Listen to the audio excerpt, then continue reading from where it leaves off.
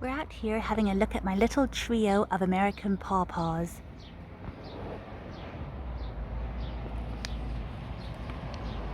They're Asimina Triloba, is their actual name. They're native to the United States and Canada, and they're the only members of the Ananaceae family that are cold hardy. So in that family you have really wonderful tropical fruits like custard apples, cherimoya and soursop, things like that, really delicious fruits.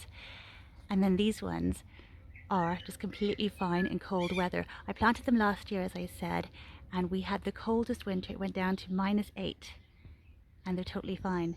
They've been a little bit slow to wake up. We had sort of a really cold spring as well, which only started about a month ago when we started getting some nice sunny weather and some heat, and we haven't had any rain since then. So I've had to keep these guys topped up, and I was a bit late to start watering them. So I'm doing that now, trying to make sure they don't dehydrate completely. I think they actually like water. I've seen people advise to grow them near water, like water sources and things, but I haven't got anything like that here, so I have to keep them a bit watered, sadly, unless we get some rain. But they're lovely little things. Now what I did is I grew 3 in one hole. I've seen this done before on videos with stone fruit in particular. And I think that's so exciting because you could like plant 3 different plums that would ripen at different times. So you'd have like almost succession planting, and you could have like a constant supply of delicious plums. One that would be like ripening in the early in the season, one in mid-season, one in late season. So that would be fun. When you do plant trees so close together, then each tree is not going to do as well as it might do on its own. So they're pretty much going to work together, compete for nutrients, and also work together as one tree. So I might get more than I would with just one tree, but I won't get as much as I would do with 3 individual trees. But one of the things with this kind of plant, this kind of tree, is that it really needs to have a cross-pollination partner. It needs pollen really from another genetically different tree.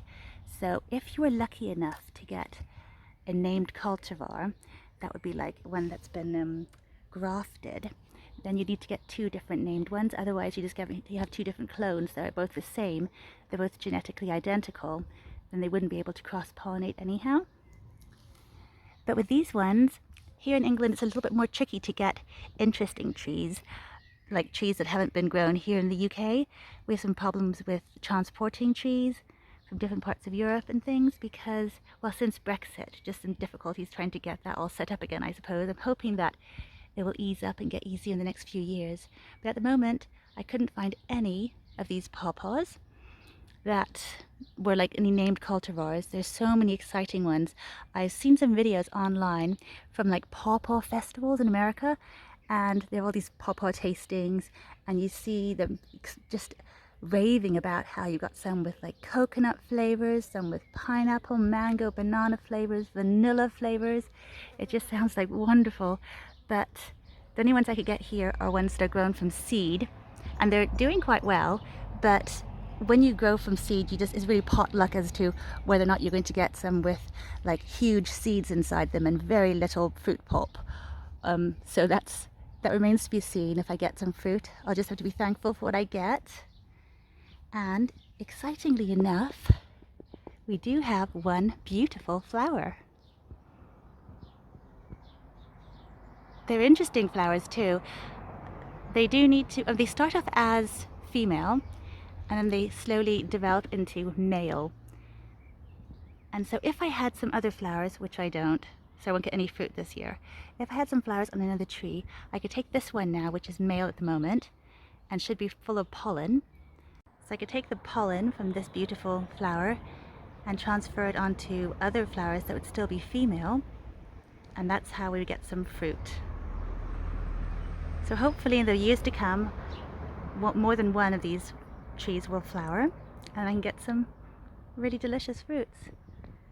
They're interesting flowers too because, as you can see, they almost look a bit like meat, and they're meant to smell a bit like meat as well because they attract flies rather than bumblebees.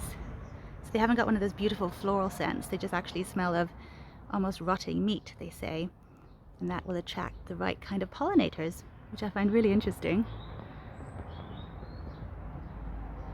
So it's lovely to have at least one flower, even though it can't become fruit this year. It's still nice to know that the tree is ready to start flowering, and maybe in the next few years we'll get some fruit. Really exciting.